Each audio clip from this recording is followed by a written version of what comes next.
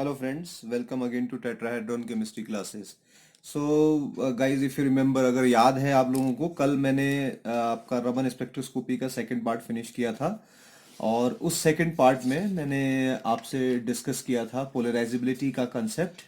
और उसके बाद हमने देखा था कि किस तरीके से पोलराइजेबिलिटी इलिप्सॉइड की हेल्प से आप कार्बन डाइऑक्साइड के सिमेट्रिक और एंटी सिमेट्रिक वाइब्रेशंस को रमन एक्टिव और रमन इनएक्टिव बता सकते हैं। आज उससे थोड़ा सा आगे मूव करेंगे और एक बहुत इंपॉर्टेंट प्रिंसिपल मैं आपको आज बताने जा रहा हूं जो कि रमन स्पेक्ट्रोस्कोपी में यूज होता है, जिसको आप बोल सकते हैं म्यूचुअल एक्सक्लूजन प्रिंसिपल। एग्जैक्टली आप इसको रमन स्पेक्ट्रोस्कोपी में यूज हुआ तो नहीं कह सकते हैं, आईआर में भी इसके एप्लीकेशन मिलते हैं, हर जगह इसके एप्लीकेशन मिलते हैं। ठीक है, तो इसको जानना बहुत ज़रूरी है, इससे बहुत ज़्यादा हेल्प आप लोगों को होने वाली है। तो सबसे पहली बात आप देखें, म्यूचुअल एक्सक्लूजन प्रिंसिपल उन मॉलिक्यूल्स के लिए लगता है जनरली जिनके पास सेंटर ऑफ सिमेट्री होती है। ठीक है, तो कोई मॉलिक्यूल अगर आपके पास है, ठीक है, molecules with centre of symmetry, centre of symmetry को आपको पता है आई से रिप्रेजेंट करते हैं। तो अगर किसी मॉलिक्यूल के पास सेंटर ऑफ सिमेट्री है तब आप इसको अप्लाई कर सकते हैं।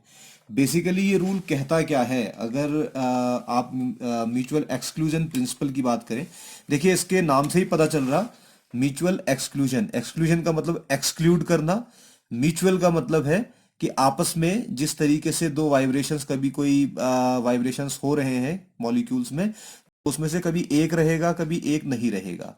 ठीक है, तो इसको कैसे डिसाइड करते हैं ये आप लोगों के लिए देखना बहुत ज्यादा जरूरी है। तो इसमें सबसे इंपॉर्टेंट देखिए, मॉलिक्यूल्स के पास centre of symmetry, I hope आप जानते हैं कि सेंटर ऑफ सिमेट्री क्या होता है।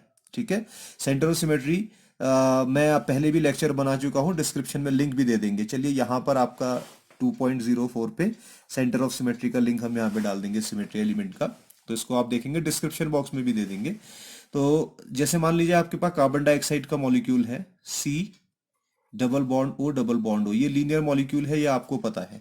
तो सेंटर ऑफ सिमेट्री का मतलब क्या है कि आप क्या करें, इस मॉलिक्यूल यहां से आप चलना मूव, इस ऑक्सीजन से चलना मूव करें, ठीक है, और ए मॉलिक्यूल के सेंटर तक पहुंचे, सेंटर कार्बन है। और फिर जितनी डिस्टेंस आपने ऑक्सीजन से कार्बन तक ट्रेवल करी है उतनी ही डिस्टेंस अपोजिट डायरेक्शन में फिर ट्रेवल करें। और अगर ऐसा ट्रेवल करने पे आपको सेम और आइडेंटिकल एटम मिल जाते हैं तो इसको सेंटर ऑफ सिमेट्री कहा जाता है। इसका मतलब मॉलिक्यूल के पास सेंटर ऑफ सिमेट्री है। या फिर एक और सिंपल एग्जांपल मैं आपको बता सकता हूं, मान लीजिए कि इस तरीके से कोई मॉलिक्यूल आपका है और इधर लगा देते हैं साइक्लोब्यूटेन का, चलिए डेरिवेटिव कोई है। ठीक है, हम क्या करते हैं, इधर H लगा देते हैं, इधर Cl लगा देते हैं। ठीक है, ऊपर Cl लगा देते हैं, यहाँ पे H लगा देते हैं। ठीक है, और ठीक इसी तरीके से इधर H, नीचे भी H, इधर H, नीचे भी H। तो आप इस मॉलिक्यूल से अगर चलना, ट्रेवल करना शुरू कर, इस मॉलिक्यूल में एक एंड से चलना शुरू करते हैं, देखिए यहाँ हाइड्रोजन से मूव करें, सेंटर तक पहुंचे, अपोजिट डायरेक्शन में फिर उतनी ही डिस्टेंस चले, तो देखिए हाइड्रोजन एनकाउंटर हो रहा है। लेकिन ये सारे एटम्स के लिए ट्रू होना चाहिए। फिर यहां से मूव करिए सेंटर तक, हाइड्रोजन से चल रहे हैं, फिर नीचे की पीछे की तरफ इतना ही मूव करें तो फिर हाइड्रोजन आपको मिल रहा है। ठीक है, ठीक ऐसे ही यहां से मूव करें, देखिए हाइड्रोजन ये है, सेंटर तक जाएं, अगले अगले डायरेक्शन में फिर इतनी डिस्टेंस मूव करें, फिर हाइड्रोजन मिल रहा है। तो एक सा मॉलिक्यूल के सेंटर से जाते हुए अपोजिट डायरेक्शंस में जो डिस्टेंस आप तय करते हैं, अगर उसमें सेम आपको एटम या ग्रुप एनकाउंटर होता है तो आप कहते हैं कि मॉलिक्यूल्स के पास सेंटर ऑफ सिमेट्री है। ठीक है, तो इसका सिंपल सा मतलब है कि ये जो आपका कार्बन डाइऑक्साइड है इसके पास आई या सेंटर ऑफ सिमेट्री है। अब सेंटर ऑफ सिमेट्री होती है तो वाइब्रेशन आपके रमन एक्टिव भी हो सकते हैं। ओके, कब रमन एक्टिव होंगे इसकी बात करेंगे, और वो आईआर एक्टिव भी हो सकते हैं। ठीक, तो जनरली इसमें ये माना जाता है वो सारे के सारे वाइब्रेशंस जो कि with respect to I symmetric हो, वाइब्रेशंस, ठीक है, with respect to I if symmetric, then these vibrations would be Raman active. लेकिन अगर vibrations with respect to I, और राइट, इफ एंटी सिमेट्रिक और एसिमेट्रिक, तब आपके वाइब्रेशंस क्या होंगे, आईआर एक्टिव होंगे। इतना पॉइंट आपने समझना है तो सब कुछ आपके समझ में आ जाएगा। ठीक है, चलिए इसका एग्जांपल आप देखते हैं। बस ये लाइंस जो मैंने आपको बताई याद रखिएगा। आई के रिस्पेक्ट में जो सिमेट्रिक होगा वो रमन एक्टिव होगा। तो ये आपका कार्बन डाइऑक्साइड का मॉलिक्यूल है जिसको हम कल डिस्कस कर रहे थे। ठीक है, तो ये मॉलिक्यूल सेंटर ऑफ सिमेट्री यहां पे रहेगा सेंटर में, और ये वाइब्रेशंस अगर आप देखते हैं सेंटर ऑफ सिमेट्री के अराउंड जो है ये सिमेट्रिक वाइब्रेशन है। सिमेट्री का मतलब देखिए, जैसे ही आप वाइब्रेशन करवा रहे हैं तो वाइब्रेशन करवाने में देखिए अगर दोनों को बाहर की तरफ मूव करवाते हैं तो इन केस में आपकी बॉन्ड लेंथ बढ़ती हुई नजर आती है। तो यहां भी सिमेट्रिक है और यहां भी सिमेट्रिक है, एक सी बॉन्ड लेंथ है, no change in the bond length. लेकिन अगर दोनों को अंदर की तरफ कंप्रेस करते हैं तो दोनों ही एक साथ कंप्रेस भी होते हैं। ठीक है, अगर ये एक साथ कंप्रेस हो रहे हैं तो इसका मतलब क्या है, ये आई के रिस्पेक्ट में सिमेट्रिक वाइब्रेशन है। और यहां देखिए जो आई के रिस्पेक्ट में सिमेट्रिक वाइब्रेशन होते हैं वो रमन एक्टिव होते हैं, इसीलिए ये वाइब्रेशन आपके रमन एक्टिव थे। अब वो वाइब्रेशंस जो आई के रिस्पेक्ट में सिमेट्रिक नहीं होंगे वो आईआर एक्टिव होंगे, इंफ्रारेड एक्टिव होंगे। तो जैसे आप इसको देखिए, इस वाले वाइब्रेशंस को देखिए, ये एसिमेट्रिक स्ट्रेच हो रही है। देखिए यहां पे दोनों बॉन्ड लेंथ बराबर थी लेकिन यहां पे एक कम है एक ज्यादा है। ठीक ऐसे ही एक कम एक ज्यादा है, तो आई के रिस्पेक्ट में ये वाइब्रेशन एंटी सिमेट्रिक है। अगर ये एंटी सिमेट्रिक है तो ये रमन इनएक्टिव वाइब्रेशन होगा, लेकिन ये आईआर एक्टिव होगा। ठीक है, तो ये म्यूचुअल एक्सक्लूजन चल रहा है, कभी रमन एक्टिव है कभी आईआर एक्टिव है। ठीक है, तो म्यूचुअली एक्सक्लूड करते हुए चल रहे हैं। ठीक ठीक उसी तरीके से तीसरा आप ले लीजिए, यहां पे भी आप देखिए ये वाला जो वाइब्रेशन है, अगर आप देखिए सेंटर ऑफ सिमेट्री के अराउंड अगर आप इसको देखते हैं, ठीक, तो ये देखिए एंटी सिमेट्रिक जा रहा है। ठीक है, यहां पे आप देखिए ये नीचे की तरफ है, बॉन्ड एंगल ऐसे है और ये वाला बॉन्ड एंगल ऐसे है, तो ये भी एंटी सिमेट्रिक वाइब्रेशन है। अगर एंटी सिमेट्रिक है तो रमन इनएक्टिव होगा लेकिन ये आईआर एक्टिव होगा। तो बस यही पता करना है आपने। आपने अगर रमन एक्टिव पता करना है तो सेंटर ऑफ सिमेट्री के अराउंड देख लीजिए वाइब्रेशन सिमेट्रिक जा रहा है आपका या नहीं जा रहा है। भाई यही म्यूचुअल एक्सक्लूजन प्रिंसिपल का रूल है। और देखिए इस रूल में आप ये भी कह सकते हैं, इसमें ये भी आप समझेंगे, एक इंपॉर्टेंट पॉइंट मैं इसमें एक और यहां पे लिख देता हूं, जो कि अगर मॉलिक्यूल के पास, ये याद रखिएगा, अगर इसके पास सेंटर ऑफ सिमेट्री है तब, ठीक है, ये तब की बात है। आईआर एक्टिव जो वाइब्रेशन होंगे जैसा अभी हमने देखा, वो आपके IR active vibrations would be Raman inactive. Okay, और वाइसी वर्सा, उल्टा भी कह सकते हैं आप। ठीक है, आईआर एक्टिव होंगे तो रमन इनएक्टिव होंगे, या रमन एक्टिव होंगे तो आईआर इनएक्टिव होंगे, लेकिन कंडीशन क्या है, मॉलिक्यूल के पास सेंटर ऑफ सिमेट्री होना चाहिए। ठीक है, अब देखिए इसमें एक इंपॉर्टेंट बहुत इसका इंपॉर्टेंट एप्लीकेशन क्या हो सकता है। आपके पास सिंपल है, आप किसी कंपाउंड का आईआर स्पेक्ट्रम लीजिए। ओके, ये इसका इंपॉर्टेंट एप्लीकेशन है, और उसका आप रमन स्पेक्ट्रम भी लीजिए। ठीक है, उसका आप रमन स्पेक्ट्रम, आईआर और रमन दोनों स्पेक्ट्रम लीजिए। अगर इनके पास कोई कॉमन लाइन होती है, ठीक है, कॉमन बैंड अगर इनमें नजर आता है उस किसी, तो देखिए इस रूल को इस तरीके से भी आप एक इंपॉर्टेंट एप्लीकेशन इसका देख सकते हैं। मान लीजिए कोई आपने मॉलिक्यूल लिया, उसका आईआर स्पेक्ट्रम भी देख लिया और उसका आपने रमन स्पेक्ट्रम भी देख लिया। अब इन दोनों को मैच कराइए, अगर इनमें कोई कॉमन लाइन और कॉमन बैंड मिलते हैं तो आपके मॉलिक्यूल में सेंटर ऑफ सिमेट्री नहीं होती है। हाँ, लेकिन अगर आईआर स्पेक्ट्रम और आपके रमन स्पेक्ट्रम दोनों इंटायरली डिफरेंट हैं, कोई भी लाइन उसमें कॉमन नहीं है, बैंड उसमें कॉमन नहीं है, तब आपके मॉलिक्यूल के पास सेंटर ऑफ सिमेट्री होगा। इतना जरूर आप इसमें ध्यान रखेंगे। ठीक है, और कई बार इसमें ऐसा भी हो सकता है कि कई बार वाइब्रेशंस आपको वीक होने की वजह से नजर ना भी आए। ठीक है, बट वो एक डिफरेंट चीज है, तो उसको हम यहां पर जरूर अभी डिस्कस नहीं करेंगे। ठीक है, ये एक इंपॉर्टेंट बात है। ठीक है, अब इसके बाद देखिए जो मैंने आपको एक्सप्लेन किया, इसी में मान लीजिए आपके पास ये है, राइट, से आपके पास N2O है, ये मॉलिक्यूल N2O है। तो अगर देखिए वेस्पर थ्योरी से आपको इसका स्ट्रक्चर पता है तब तो कोई प्रॉब्लम नहीं है। ठीक है, या आपने इसको आईआर और रमन के बेस पे एक्सप्लेन करना है तो इसके तो बहुत सारे स्ट्रक्चर हो सकते हैं। भाई ये कार्बन डाइऑक्साइड की तरह भी तो हो सकता है, बीच में नाइट्रोजन रख दीजिए, इधर डबल बॉन्ड ऑक्सीजन रख दीजिए, ठीक है, और इधर भी डबल बॉन्ड ऑक्सीजन रख दीजिए, 1 2 1 2 ऐसे भी कर सकते हैं। ठीक है, ये स्ट्रक्चर की भी तो पॉसिबिलिटी है। तो इसके पास क्या है, सेंटर ऑफ सिमेट्री है। अगर ऑफ सेंटर ऑफ सिमेट्री इसके पास है तो इसने लगभग लगभग वैसा ही पैटर्न दिखाना चाहिए जैसा कि कार्बन डाइऑक्साइड दिखाती है आईआर और रमन स्पेक्ट्रम के केस में, जैसे कि मैंने अभी आपसे डिस्कस किया। लेकिन जब आप इस कंपाउंड का से स्पेक्ट्रम देखते हैं, ठीक, तो इसमें जो वाइब्रेशंस आपको मिलते हुए नजर आते हैं, ठीक है, मान लीजिए एक वाइब्रेशन इसमें न्यू 1 मिलता है, ठीक है, और ये न्यू 1 वाइब्रेशन, इसकी वैल्यू मैं आपको बताता हूं, हालांकि वैल्यू यहां पे आपके लिए इंपॉर्टेंट नहीं है जानना।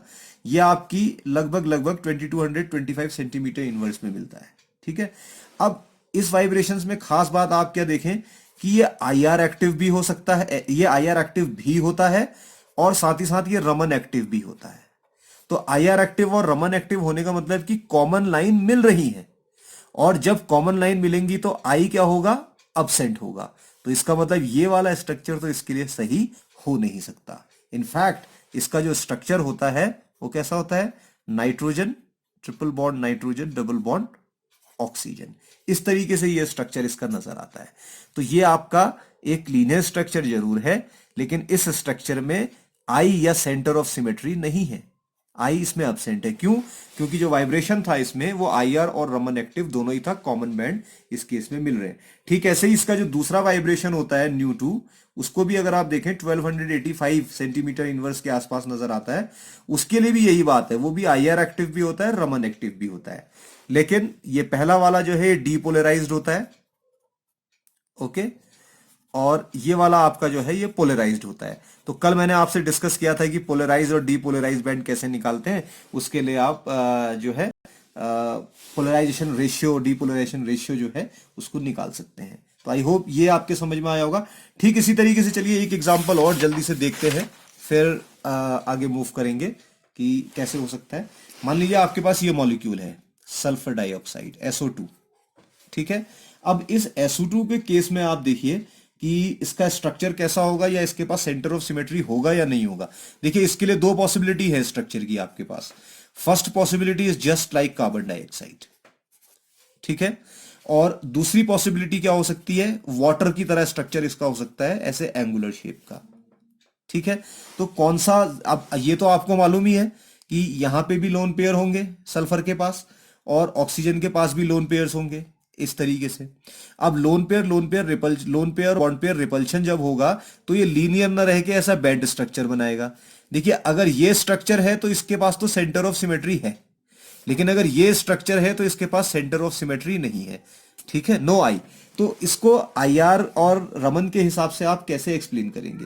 तो बेसिकली क्या होगा, इसके अगर आप वाइब्रेशंस देखेंगे तो इसमें कॉमन वाइब्रेशन रमन और आपके आईआर दोनों में मिलेंगे। एक का मैं एग्जांपल आपको बता रहा हूं, जैसे 1150 सेंटीमीटर इनवर्स के आसपास एक वाइब्रेशन मिलता है जो कि जनरली सिमेट्रिक स्ट्रेच की वजह से होता है।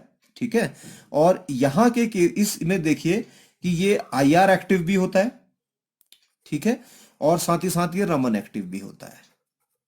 तो आईआर रमन एक्टिव दोनों ही है, कॉमन लाइन मिल रही है, इसका मतलब क्या है, मॉलिक्यूल के पास सेंटर ऑफ सिमेट्री नहीं होगा, इसीलिए ये शेप इसका यहां से कंफर्म भी होता है।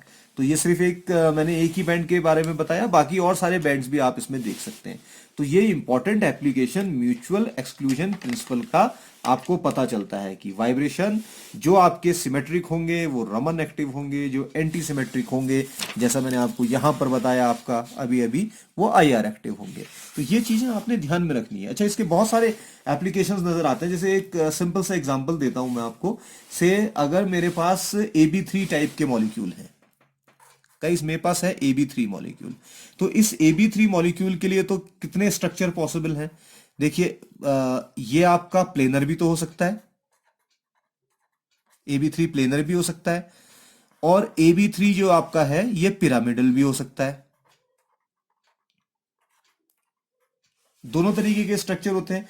तो आईआर इसमें किस तरीके से हेल्पफुल है कि पता चले कि प्लेनर स्ट्रक्चर है या आपके पिरामिडल स्ट्रक्चर है, या इन दोनों में से कोई स्ट्रक्चर नहीं है। इसके लिए कैसे यूज करेंगे? देखिए, तो इसके लिए नंबर ऑफ फंडामेंटल वाइब्रेशंस आप कैलकुलेट कर लीजिए।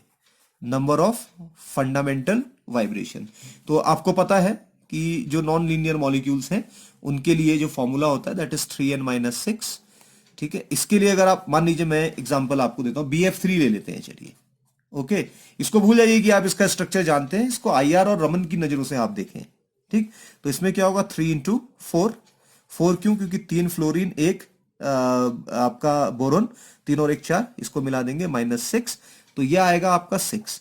6 वाइब्रेशंस फंडामेंटल AB3 मॉलिक्यूल के लिए जनरली मिलने चाहिए। These 6 vibration are expected actually.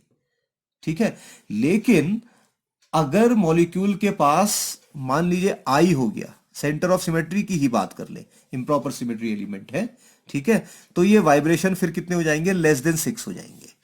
तो इम्प्रॉपर सिमेट्री एलिमेंट की बात कर रहा हूं मैं, इसमें आई भी हो सकता है, इसमें सिग्मा प्लेन भी हो सकता है, इसमें रोटेशनल रिफ्लेक्शन रोटेशन सिमेट्री भी हो सकती है, बट आई के रिस्पेक्ट में ज्यादा बात करें तो अगर मान लीजिए आई है तो <6 वाइब्रेशन आपको नजर आएंगे।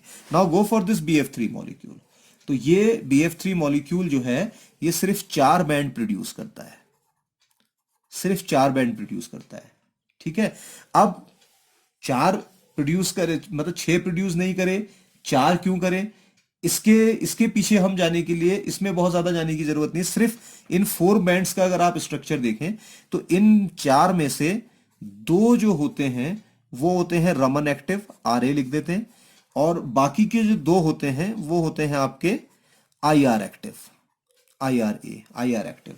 ठीक है, इस तरीके से है। अब IR एक्टिव भी है, रमन एक्टिव भी है, तो ये प्रॉपर्टी किसकी होती है, प्लेनर मॉलिक्यूल्स की। तो कहीं पर भी ट्राई एटॉमिक प्लेनर मॉलिक्यूल अगर आपको दिखेगा तो उस केस में रमन एक्टिव और आपके IR एक्टिव दोनों ही जो आपके वाइब्रेशंस है ये मिलते हुए नजर आएंगे। तो ये थोड़ा सा उससे डिफरेंट जरूर नजर आता है। ठीक है, अब आप कह सकते हैं कि भाई ऐसा है, <6 नजर आ रहे हैं, 4 ही नजर आ रहे हैं, तो क्या इसके पास कोई इम्प्रॉपर सिमेट्री एलिमेंट है BF3 के पास?